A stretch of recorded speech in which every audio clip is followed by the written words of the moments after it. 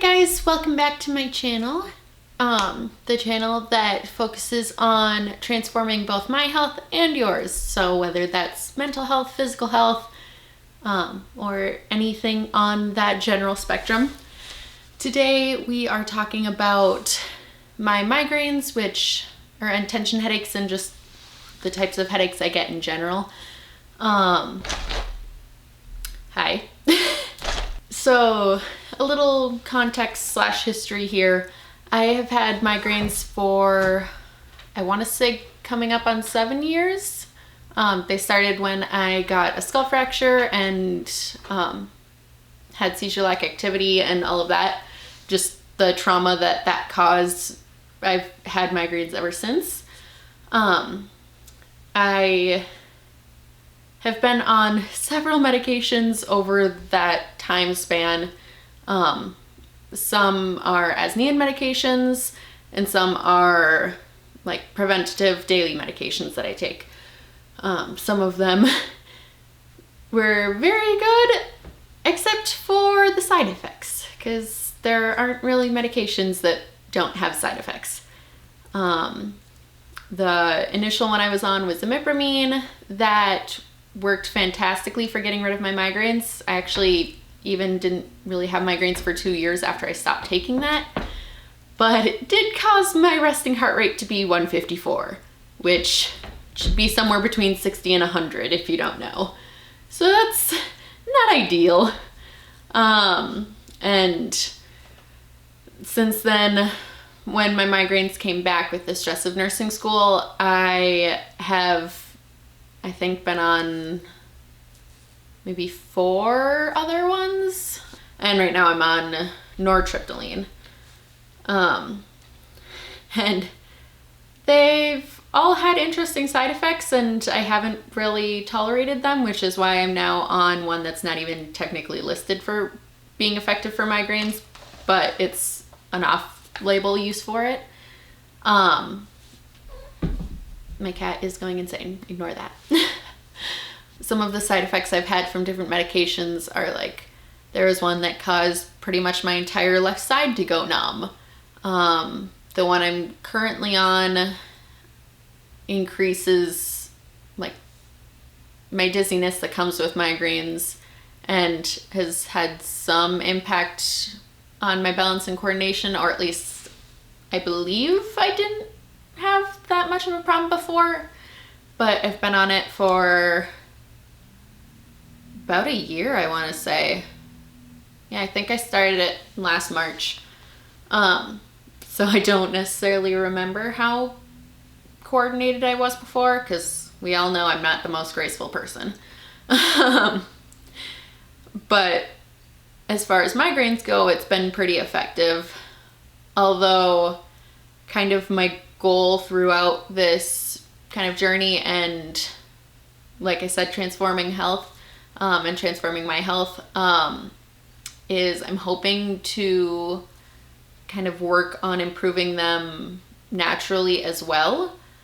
So doing things like improving hydration, potentially doing an elimination diet, which I'm not super excited about. And on that tangent, there are several books I've gotten and have been skimming through that all talk about different facets of healing your migraines. The one I've read the most of so far was the Migraine Plant, or Migraine Relief Plan by Stephanie Weaver. Wow, I apparently cannot talk. This is probably the most comprehensive one that I've seen, and pulls information from a lot of different studies and different sources, which there isn't a ton of research that is quality research with large pools of people and all of that that have been done on migraines. So a lot of it is kind of guessing of, hey, this might impact your migraines or it might not, because everyone has different triggers. Everyone has different things that affect them more than others. Some people are really sensitive to light. I'm not. I I tend to be a little bit more sensitive to smells, or my biggest trigger that I've noticed is definitely stress related, and sometimes sleep too, which I work nights, so I can't really work on having a consistent sleep cycle too much unless I wanted to be completely nocturnal, which I don't really want to do. But the migraine relief plan, the elimination diet that is talked about in here is very extensive. So no like refined sugars or anything. The only type of sweetener that's allowed for this migraine diet is stevia. That's allowed. Other things that aren't allowed is no gluten, no like hard cheeses, anything fermented, no onions, garlic,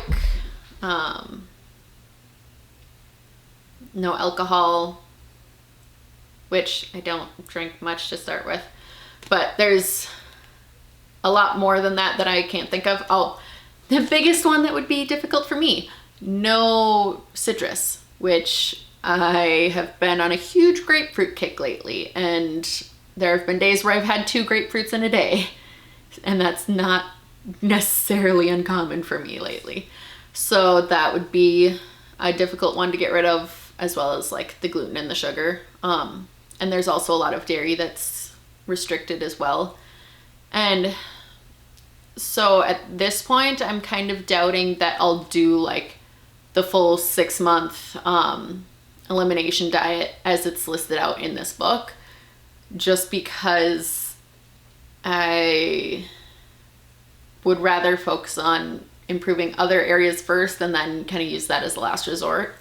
But I could see me doing like where I took out 1 food group or 2 food groups or something for like a few weeks or a month, and then see if that makes any difference.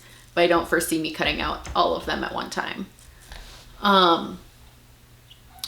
Other things that I kind of want to focus on as far as improving my migraines, I mentioned hydration, because that's why I got the skull fracture in the first place, was because I was so dehydrated that I ended up passing out and hitting my head on a coffee table. Thank you, Ben, for building such a great coffee table. Yeah, he wanted to make jokes about that when I was still in the hospital, so still salty. But hydration is a big one, or having regular massages definitely helps with my tension headaches, because when I got the skull fracture, it just kind of messed up the muscles in my neck and shoulders, and so those still tend to be really tense and tend to cause me to get tension headaches, which is also why my hair is short, because it used to be about this long, and yeah, the weight of that and having to put it up all the time definitely had an impact on my tension headaches. I was getting tension headaches pretty much daily, and so just cutting my hair helped a lot. And getting massages at least a couple times a year, if not every few months, has helped my tension headaches as well. The only medication that helps with my tension headaches is, let's see if we can find it in our cocktail of meds, that I'm hoping to decrease how much I need in general. Xanaflex, which is a muscle relaxer, is the only thing that helped with my tension headaches. Or if it's a combination between a tension headache and a migraine, I'd need to take this with a different medication. Otherwise, things I have been wanting to try but haven't are potentially going to a chiropractor, seeing if that helps just realign things. Otherwise, acupuncture is something I've been meaning to try. But of course, with the kind of lockdown that we're in right now and shutdown of all non-essential businesses and everything with the current kind of situation that's going on, that doesn't necessarily work out well for wanting to try acupuncture. So sometime I eventually plan on, but something that I've been doing in the meantime, or have been doing on and off for a couple of years now, is using this lovely thing, which I have nicknamed Mr. Stabby, because, let's see if I can get this open without struggling too much. I probably won't, because this never likes to come out. There we go. That actually wasn't as hard as I pictured or imagined. So this is Mr. Stabby. Has a pillow and a little mat thing.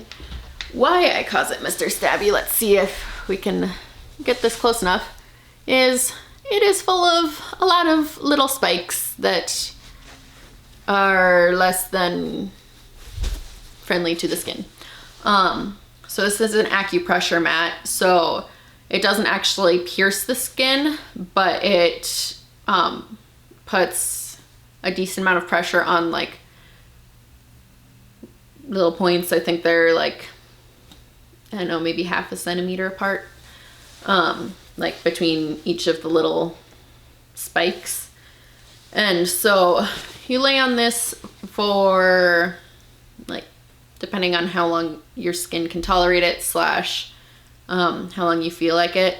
Sometimes I'll do 10 minutes, sometimes I'll do 20. And initially it kind of hurts to lay down on, but then over time it, like, your skin adjusts to it and you don't notice it quite as much, and kind of just leads to like kind of a numb, fuzzy feeling, I would say.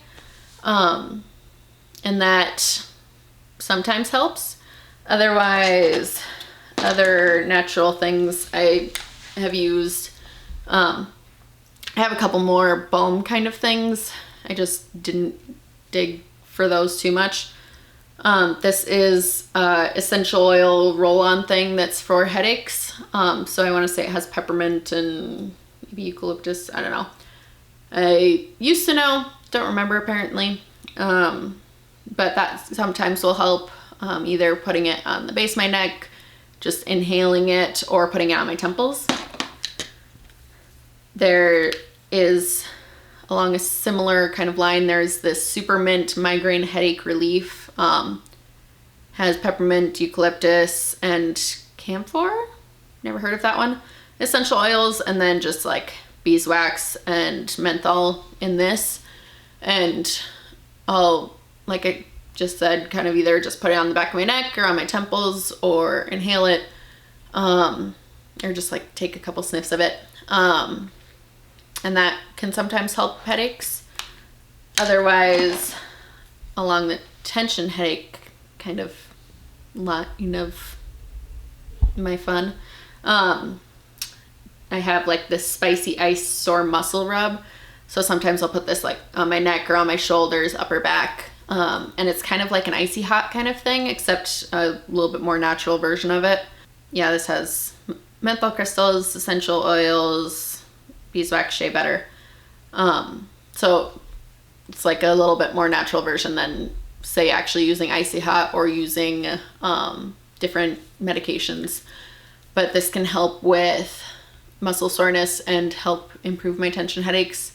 I know there are also like CBD muscle rubs too, which can work.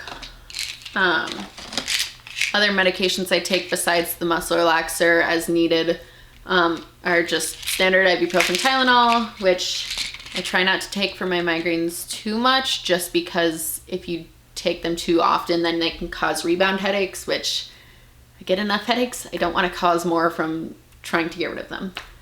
I have a tablet form and a nasal spray form of Imnitrex or sumatriptan. And that's an as needed when I have a migraine, helps get rid of it. And I think this definitely is helpful. It definitely works for me. I just try not to take it too often, again, because it can cause rebound headaches. I don't want to get my body too used to it and accustomed to it, and then not take it and have it like cause problems that way. And then Zofran, which is an anti-nausea med, because with my migraines, I do get nauseous with them. I also sometimes will feel like dizzy, or just like my brain feels a little foggy where I can't focus on things quite as much, or my eyes don't like to focus on things. Like, I can look at something, I know it's there, but my brain doesn't want to interpret what it's seeing, if that makes any sense. And yeah, just overall, like, sometimes even more than pain, those things are really noticeable to me, where I just, like, my brain feels really off, as opposed to just having intense pain, which I can have with some of my migraines or tension headaches, especially if it's a combination between the both. But it's not always just pain that I'm noticing with my migraines. And then my other med in my fun kit of migraine supplies is just my daily nortriptyline medication, which is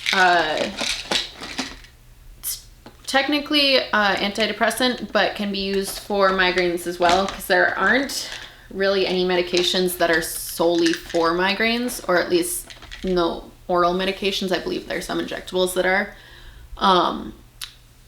They're all like different classes of medications that, they do also help with migraines. So that is that fun kit of joy that I'm hoping to dwindle down and get rid of some of them.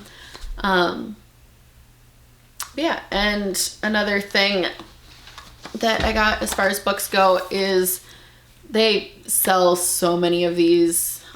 This is just a little migraine tracker kind of things. So I figured, like, if I'm trying to work on curing my migraines naturally, or not necessarily cure, but improve my migraines naturally, that I should pay a little bit more attention to, okay, what do I think caused this specific migraine? What helped it versus, or as opposed to just taking a migraine med and not thinking anything else of it. Right now I'm getting about 1 migraine a week, which is definitely improvement as opposed to when I was taking a lower dose of the nortriptyline. I was having about 4 migraines per week. And so that's a definite improvement, but I'm hoping to be able to still have that smaller amount of headaches and migraines with a lower dose of nortriptyline, or hopefully even going off of it and not having any preventative migraine med at all. But we shall see, won't we? Because this will definitely be an interesting journey for me to try to figure out what I can do to naturally help my migraines, as opposed to just depending on meds for who knows how long. So I don't know if this applies to any of you, or if I just rambled and this will help me in the future. I don't know. But if you did like it, give it a thumbs up. Feel free to subscribe to my channel to see if there's any further content that might help you transform your health, in addition, or well, I'm working on transforming mine. And I hope you're not going to stir crazy in the lockdown, if there is a lockdown in your area. And I will see you next time.